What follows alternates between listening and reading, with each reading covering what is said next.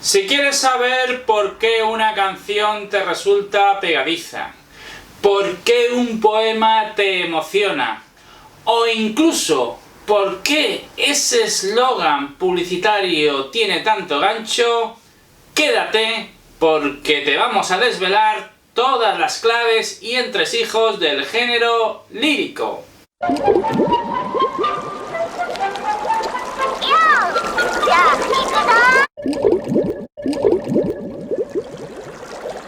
Bueno, vamos a arrancar con el origen del género lírico. Y fíjate, la propia palabra te da una pista. Lírico viene de lira. Y esto es así porque en la antigua Grecia el acompañamiento de los versos iba introducido por la música de este instrumento. De ahí tenemos que el género lírico venga de lírica. Por consiguiente, como puedes comprobar, hay una intrínseca relación entre la música y la poesía. Han sido artes, han sido disciplinas que han ido prácticamente de la mano desde el principio. Y ojo, si bien es cierto que la poesía no se inicia en Grecia, porque ya hay poemas en época sumeria, o incluso los egipcios tienen una serie de poemas llamada La canción del arpista. Lo cierto, como ocurre con el resto de géneros y como ocurre con la literatura en general, es que su estudio teórico sí comienza en Grecia. Aún así, también es verdad que los primeros teóricos de la literatura, que no son ni más ni menos que Platón y Aristóteles, dedicaron menos atención a este género lírico que a los otros dos, al narrativo o épico y al dramático. En todo caso, Platón en su libro La República sí explica que la forma de imitar en la literatura lírica, en la poesía lírica, era muy particular porque es un tipo de imitación donde el autor, donde el poeta, no se camufla ni intenta disimular ser otra cosa. Es decir, es, según Platón, ese género donde el autor se desnuda, se descarna, muestra su propia realidad en carne viva, su propio sentimiento. Bueno, esta misma idea de la poesía, este mismo concepto de la poesía va a ser también defendido por varios autores a lo largo del tiempo, entre ellos pues el prestigioso Hegel, filósofo idealista alemán. Lo que está clarísimo es que la poesía o la lírica es el género de la subjetividad. Pero claro, esto ha traído también algunos problemas. La vinculación tan extrema y tan directa que se ha establecido entre lo que se muestra en el poema y el propio autor ha llevado a pensar durante mucho tiempo que la poesía no solo era un género literario subjetivo, sino que incluso estaba obligada a transmitir sensaciones y experiencias reales. Esto se ha pensado durante mucho tiempo y se ha defendido por muchos autores. La realidad es que la poesía como tal no es ni más ni menos que un género literario y por tanto también se presta a los principios de la ficcionalidad. Y esto es muy importante porque a veces se pierde este referente. Una cosa es que el autor, el poeta, recupere vivencias, experiencias, sensaciones y las transforme creando una composición poética. Esto también ocurre en los otros géneros. Y otra cosa diferente es que pensemos que esa composición poética, esa composición artística, sea la propia vida y el propio sentimiento del autor. No, cuidado con eso. Pensar eso es peligroso, aunque esta confusión se ha mantenido durante mucho tiempo. Puede que incluso todavía haya personas que piensen de esta manera. Y si esto es así, si esta confusión se ha producido, es en primer lugar por el carácter subjetivo que hace que la lírica sea tan particular y por otra serie de características que vamos a enumerar ahora. Bueno, estas características serían la brevedad, la condensación. Un poema al fin y al cabo quiere ser el reflejo de un instante. Otra característica es la ausencia de trama. En un poema no tenemos una historia elaborada, no tenemos como en la narrativa realmente una sucesión de hechos, sino que de nuevo me remito a lo mismo, es la secuencia de un instante. También tenemos en general un uso de la métrica, un uso del verso, aunque cuidado porque ya vimos en su momento que también había narrativa en verso, aunque lo lógico es que cuando haya verso sea poesía, lo habitual, sobre todo últimamente. Pero cuidado, porque esto no es absoluto. Hay narrativa en verso y hay del mismo modo prosa, conocida como prosa poética.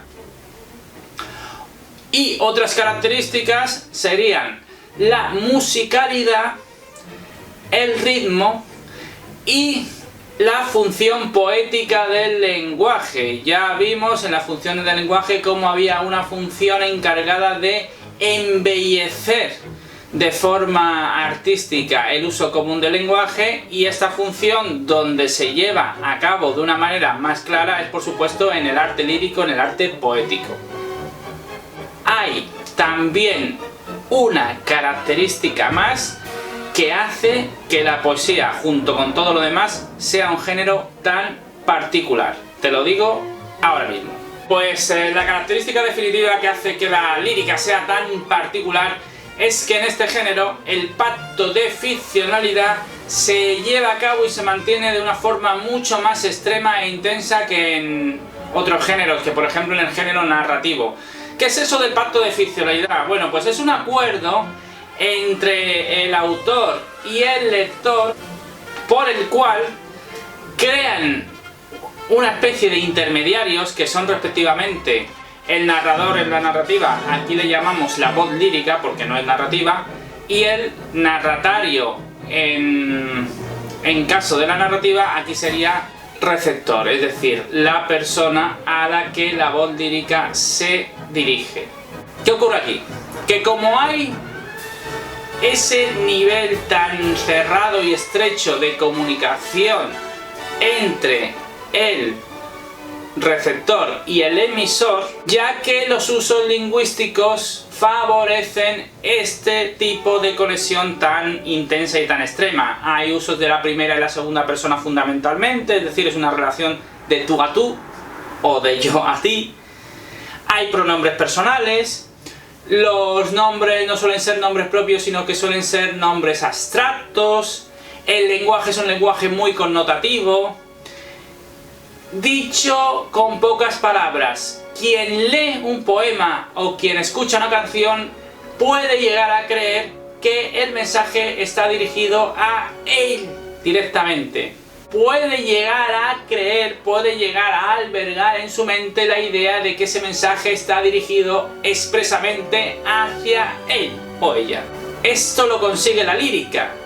El pacto de ficcionalidad está tan bien construido que incluso se llega a olvidar que es una ficción.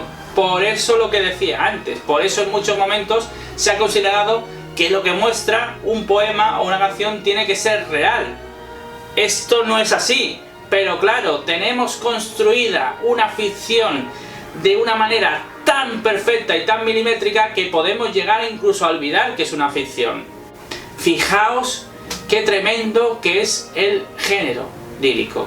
A esto también ayudan las famosas figuras retóricas, que ya sabéis que pueden afectar pues al nivel fónico, a los sonidos, al nivel de los significados, al nivel léxico-semántico o al propio nivel sintáctico, al orden y construcción en que están construidos los mensajes. Hay un sinfín de recursos literarios, de recursos poéticos que se llaman recursos retóricos porque vienen precisamente de la retórica, de esta disciplina, que lógicamente no voy a enumerar. Son muchos y ya los iréis conociendo.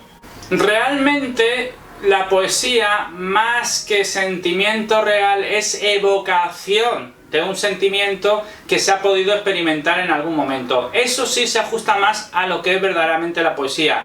De ahí viene, por ejemplo, la famosa frase de Becker: cuando siento, no escribo. que lógicamente cuando estás desgarrado, ahí no puedes crear nada, prácticamente imposible. Eso es un mito romántico, pero no deja de ser un mito. También está muy relacionado con esto el inicio de un poema de Pessoa, de Fernando Pessoa, que dice: el poeta es un fingidor. Finge tan completamente que hasta finge que es dolor, el dolor que en verdad siente.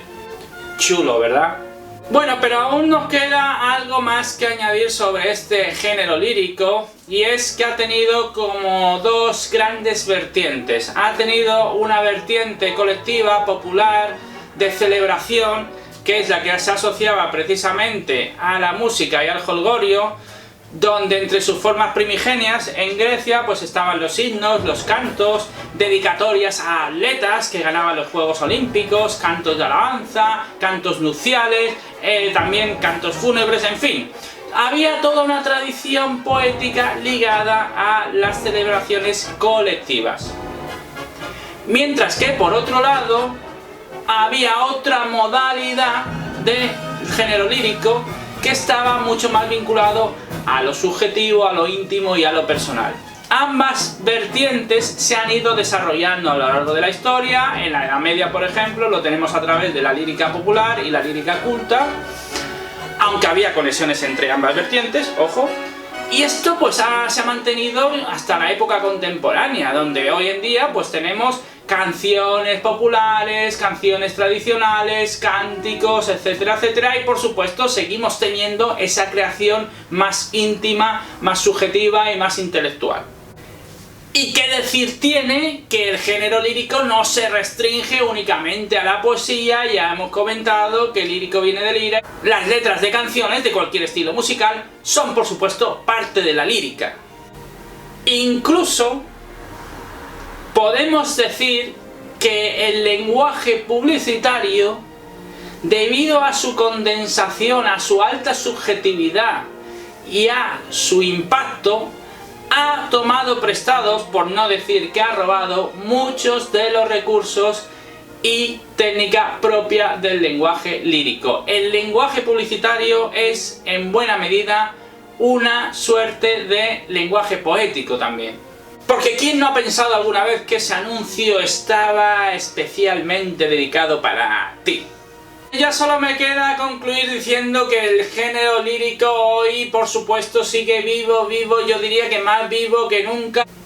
Estilos musicales como pueden ser el rap, el trap, por supuesto las canciones pop, lo tenemos también en las letras de los carnavales, de las comparsas, las chirigotas.